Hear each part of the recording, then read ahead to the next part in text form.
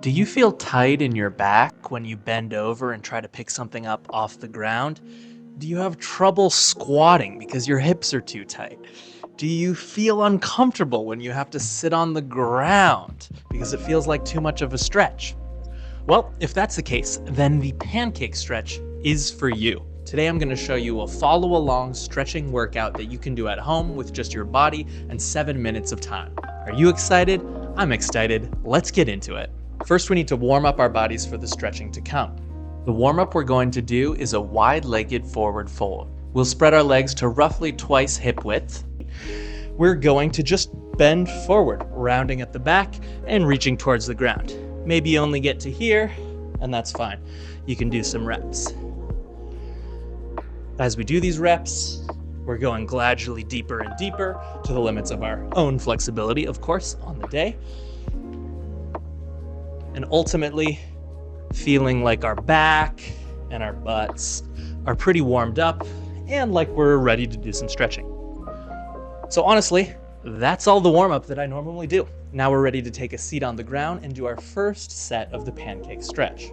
So for the starting position, we just want to sit on the floor, try to straighten our legs as much as we can, and then widen them into a straddle stance. Depending on your level of flexibility, this could be like 30 degrees apart, this could be 90 degrees apart, this could be 120 degrees apart. But start wherever you are today.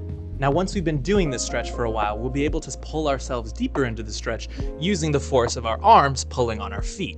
But if it's your first time doing this, you might not be able to reach your feet, and that's absolutely fine. So you'll just want to set up in a position where you can reach some sort of household item, some piece of furniture or a wall or a door or a stairway that you can pull onto in order to pull yourself deeper. So like I said, we're going to perform 3 sets of the pancake stretch. The first one serves as a further warm-up and lets us get to know the position. In order to enter into the pancake stretch, we want to first bend at the hips and then round at the back, rather than first rounding at the back and then trying to bend at the hips. You'll find if you round at the back first, you'll lose the leverage to really pull yourself deeper and feel that stretch in the low back and at the hips. So we want to keep our back as straight as possible, go a little bit forward, feel a nice stretch in the hamstrings and the low back, and then once we've reached the limits of our flexibility there, then we can allow our back to round, as that's a great aspect of this stretch as well.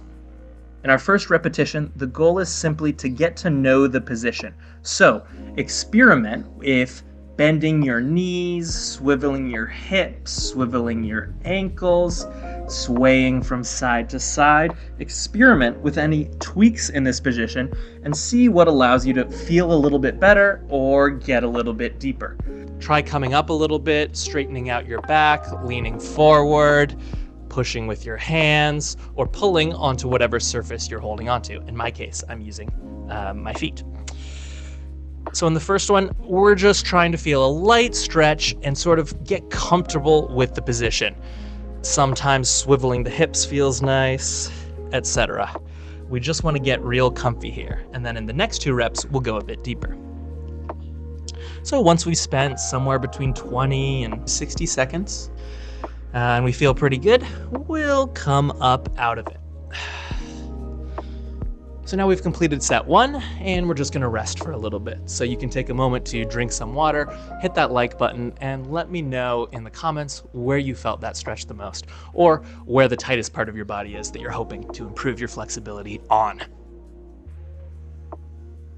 So in the second rep of this stretch, what we're gonna try to do is to explore the position even more. And our goal with the second rep is to go a bit deeper into the position, but without trying harder.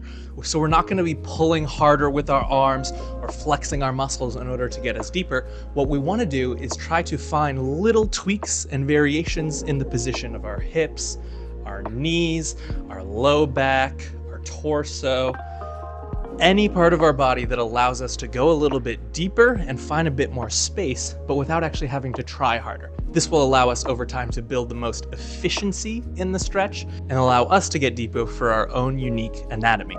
Okay, so let's get into it. Again, we're trying these little explorations and movement tweaks in order to just get a little bit deeper, but without trying any harder. So Again, I'm pulling on my feet. I'm again bending first at the hips and then at the back, feeling as if my belly button is being pulled forward or towards the floor. I'm twisting a little bit of the back. That feels quite nice to me. A micro bend in my knees kind of feels nice. Sometimes externally rotating the hips feels good. Sometimes internally rotating the hips feels good. But ultimately, I'm just getting a little bit deeper, but without really trying hard. I'm just trying to be smarter with my stretch rather than working harder. And again, once we've reached depth for about 20 to 60 seconds, doesn't really matter, there's no magic number here, just go by feel. Once we've reached that, we'll come back out of it.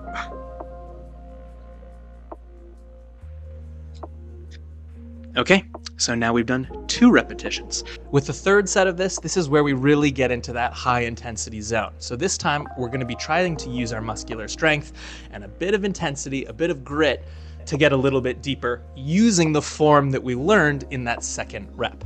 So in this case, it can be very helpful to alternately flex and relax the muscles that we're stretching. The 2 main movements that we want to alternately contract and relax are stretching the hips wide, so stretching your legs apart using the strength of your hips and allowing them to come back together, and bringing your belly button towards the ground with the strength of your arms, hip flexors, and abs. So whenever you're ready, we'll get into this. Again, I go down as far as I reasonably can, and then this time, pushing my legs apart for about 5 seconds to feel a little bit deeper, then relaxing. Now I'm pulling with my arms to bring my belly button deeper down for about 5 seconds, and then relaxing. Then I'm pushing my legs apart again with my glutes and my arms for about 5 seconds, and then relaxing. And with this, I'm never feeling pain, but I do want to feel a stretch sensation of about a 7 or so out of 10. Again, never working through pain, but the stretch sensation does sometimes get a little bit uncomfortable.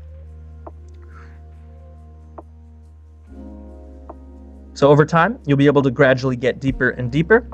And at the end of this set, what I want you to do is to measure how deep you got using your hands. So one thing you can do is just measure the distance between your forehead and the floor using some measure of your hands.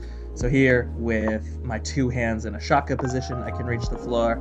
If I got a little bit deeper, you can imagine various different ways to measure depth objectively about how close your head is to the floor. Over time, obviously, you'll get deeper and deeper. You can also do that exact same measurement using whatever point of support that you're pulling against. So if you're pulling against the couch, you can measure just how far your head is away from the couch, or how much your arms are bent from the object that you're using to pull yourself deeper. You want to check back in with that progress roughly weekly to see how you're progressing and make sure that the stretching is working for you. If you just do this type of high intensity stretching 2 to 3 times a week, I'm confident that if you keep that up for 2 to 3 months, you will see remarkable gains and you'll be very satisfied with your progress. You'll be able to see immediate progress in the stretch itself from session to session, even after the very first session. However, it'll take 2 to 3 months for that flexibility to start to bleed over into your everyday life so that you really start noticing that you're moving better, you're able to access the positions that you want to in your sport and in your daily life. If you want to learn all the basics of flexibility in a simple to follow 10-week course, check out Finding Flexibility at the link in the description. It's very, very cheap and I think you'll like it. Thank you so much for your time. I appreciate you guys. Let's get flexible and we'll see you in the next one. Have a great day.